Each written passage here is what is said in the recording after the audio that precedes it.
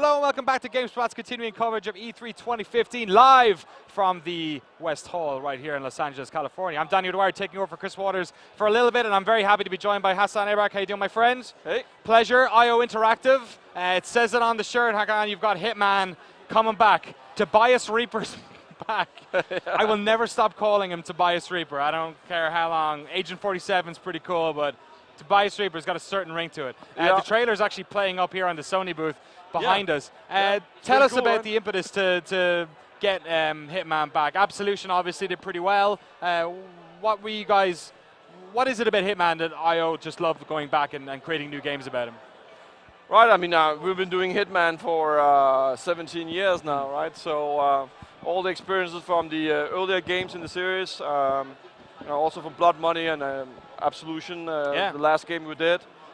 It's kind of, we just call this our new game Hitman, because it's just all the experience we've had in this game to make the best possible Hitman fantasy, right? Yeah.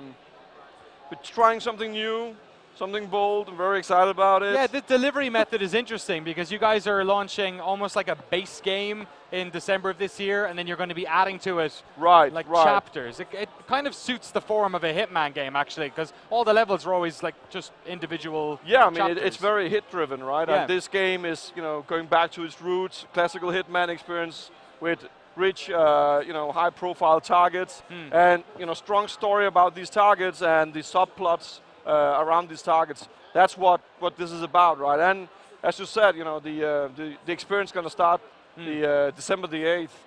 From there on, we're gonna just grow the world of assassination and just deepen it and evolve from there, right? So you'll get new locations, you'll get new missions, you'll get new hits, you'll get live events. For example, imagine that all the Hitman players in the world will have 48 hours for a live event where you have to take this target out, and if the target escapes, gone, it's done, right? One try. One hit, one shot, one kill, right? Awesome. And the way you kill the target, that's the way the target is killed, period. Cool. Let's talk about some of the footage we're seeing here. It's all like an embassy or something. Look like an Irish flag on top. You're Irish, right? Yeah. Very cool.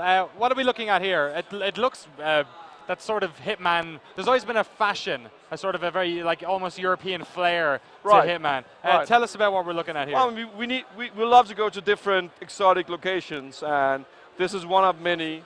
This is Paris. We're here at a fashion show. There is this evil corporation covering this up as a fashion show, but there's really more shady things going on underneath. There always is. I always knew it. Yeah. Fashion's a filthy industry. Exactly. Always like that, right?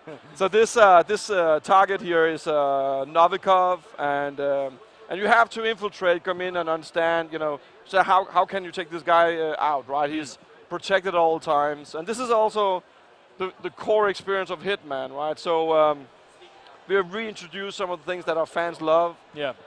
There's a loadout, very advanced loadout. There is a stash point. So before you actually enter the location, you can strategize and you can put a sniper gun a specific place where you can, when you come into the location, enter the location, you can pick it up later and use it for a orchestrated assassination, right? So very deep sandbox. This is the biggest sandbox, without checkpoints. This is the biggest high-dense sandboxes we've ever done. So we're looking at, compared to the biggest levels in Absolution, we're looking at 6-7 times bigger, and also bigger than the Blood Money levels we've done before. But this is it. This is the ultimate assassin experience. Yeah, well, I guess you guys are, the ultimate assassin experience. I guess in many ways, Hitman's been around for a long time, and Assassin's Creed has tried to sort of usurp it. That series not having the most popular time at the moment, so maybe you guys can put in. I love the Assassin series. So this is the ultimate assassin experience, Hitman assassin experience that we see, right? And we are really confident and happy with what we have. Yeah. One of the difficult things to balance in a game like this is that in those early Hitman games, say 1 and 2, when you got caught, you really had to just try and hide and try and like attack from a different angle. In some other games, and I guess when people change difficulty levels, there's this temptation to try and shoot your way out of a problem. Oh yeah, the temptation. How are you guys like dealing with that? We play with that. Yeah. Right? Obviously, that's a part of it. Right? It's a freedom of choice, deep sandboxes we're doing. It's even more now, and obviously we want to tease you, right? You have the option to go in and do a brutal assassination and try to get away with that, guns blazing and everything. You can also orchestrate this. This was the brutal one you saw there, right? And here you have a more, more elegant assassination there, right, with poison and whatnot. So of course we do that. We do place, a security room, shotguns lying there with some shells, and that when the player comes there, it's like, I would really like to, right? So we do play with the temptation. Yeah. But it's really, all the opportunities are there. It's up to you how you want to play it. Silent assassin, sneak around and make these very elegant assassinations, or just guns blazing. It's up to you.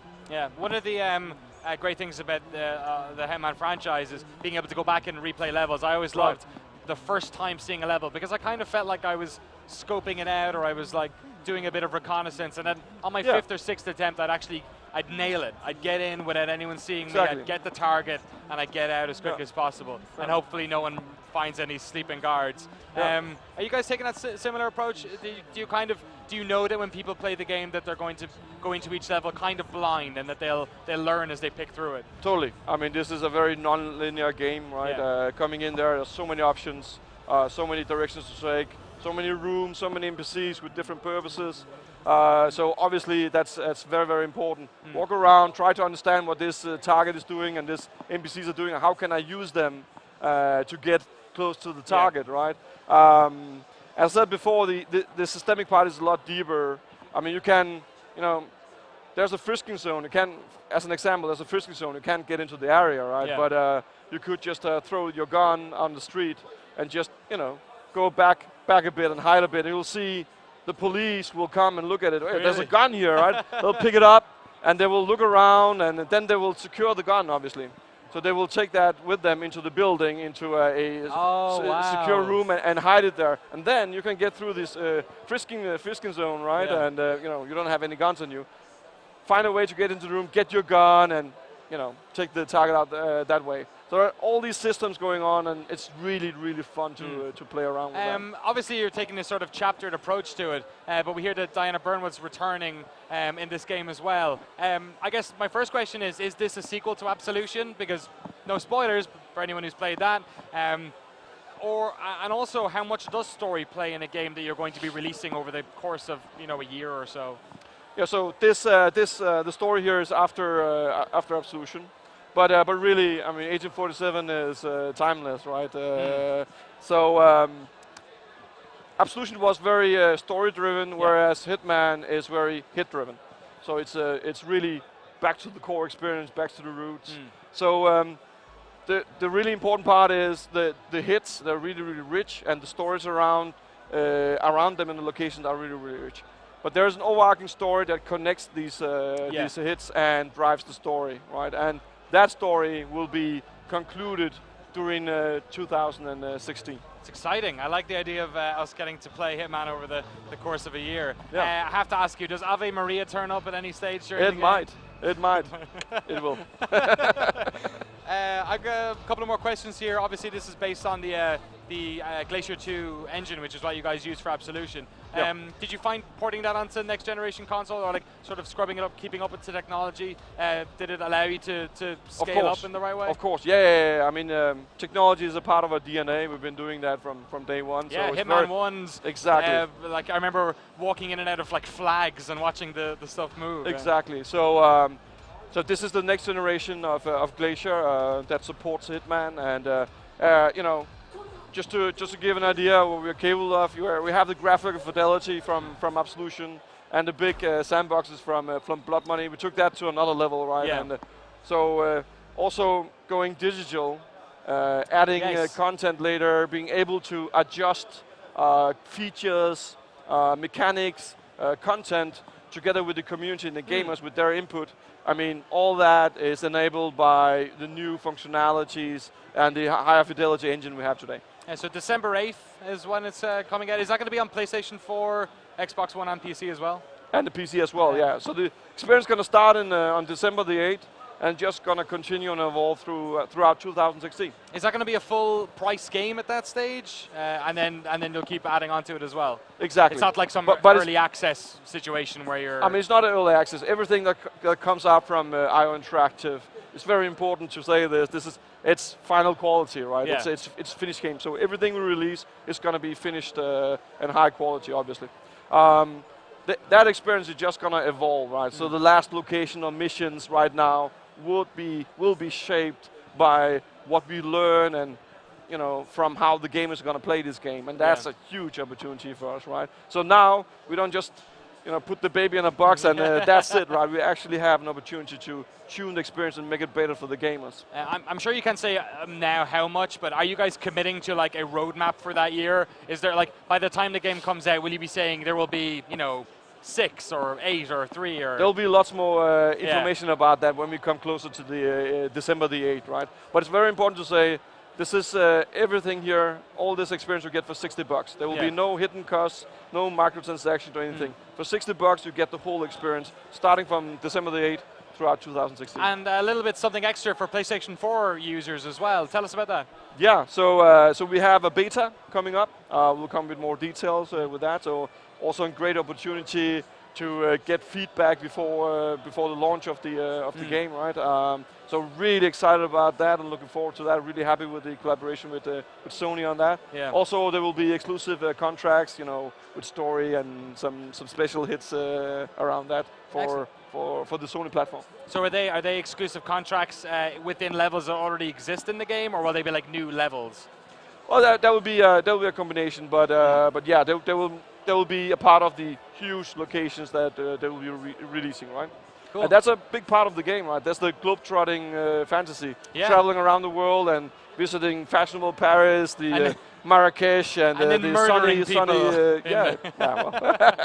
Are you guys at all working with the movie guys? Because this is like the second Hitman movie. Like when the first one came out and Timothy Olyphant was playing Agent 47, it almost seemed like just a really, I don't know, it felt like a PC, like everyone loved that game and nurtured it. It never felt like a massive blockbuster. It grew into a massive blockbuster. Yeah. But it seemed so incredibly odd that there was a movie. It must have been successful because there's another movie. Yeah, Are you guys working with them at all? I mean, obviously we have had some collaborations with them, like creative, telling them about the universe and Agent 47, right? But we are game makers. We are not movie makers. So, but we're really happy with the guys and doing a great job. And we're also really looking forward to watch the movie when it comes out. I'm sure they'll send you a DVD. Maybe not a DVD. Maybe something higher resolution. DVD so less. Yeah. So 480p stream. So you've obviously had a massive showing here at E3. Last question. When are you guys going to be dropping details about the rest of this game? Because we haven't really seen anything in terms of like actual full gameplay. Are you guys going to be showing stuff at Gamescom? When are we going to actually see the new Hitman in action? There will be more information soon, and Gamescom is most likely will be there as well. That's what I can say right now. Awesome. But there will be more information, and also about the beta up to December the 8th. Cool. Hakan from IO Interactive, thank you so much for your time. Really appreciate it. Very much looking forward to seeing more of Agent 47. We'll be back on the GameSpot stage in just a minute's time. Bunch of cool stuff coming up. Nick Yu is coming on to talk about Mighty Number 9. Tony Hawk's going to be on the stage later. But our boys from the UK, Jamie Jackson's on next to talk about Guitar Hero Live. Stick around. We'll be back in a minute.